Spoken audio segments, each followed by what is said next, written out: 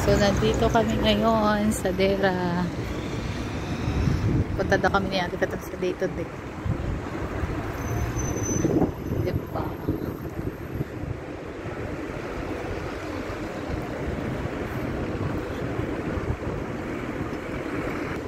Yun pala yung aming sinakay na bus, oh.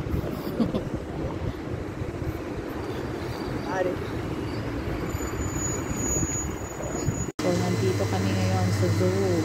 Mag-order kami ng hotdog. Tanong yung staff, put everything daw. Kasi yung order namin hotdog. So, andun yung cheese. Apa yun? Cheese. Ayan. Kaya put everything na siya. Lagyan niya ng jalapeno. Lahat ng ilalahok. So, ito na yung in-order namin. Put everything. So, mayroon siyang jalapeno, mayonnaise, mustard, olives, and everything. Put everything. Yun na yung tawag niya. Put everything. Kain tayo. Metro.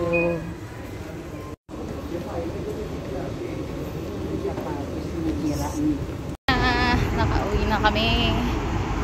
Ayan na, oh. Hindi na ako nakapag-vlog. Mahirap eh, may bit-bit ka. Punta na kami sa may bus station. Ganyan naman ang bus station dito. Napakaganda dito. Isang lugar, oh. Yung bus station. Dito lang kami mag-aantay. Kasi dito lang ang sakay ng F9. Na malapit sa amin.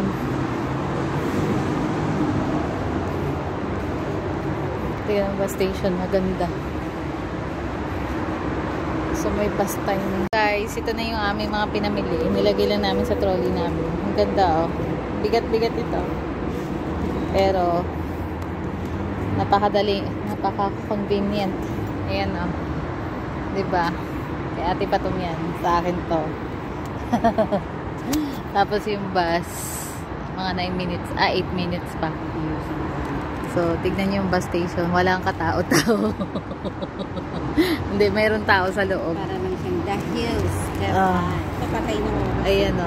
Papatay na oras kasi ngayon eh. Tignan nyo. Yung gusto mag-aircon dun sa loob.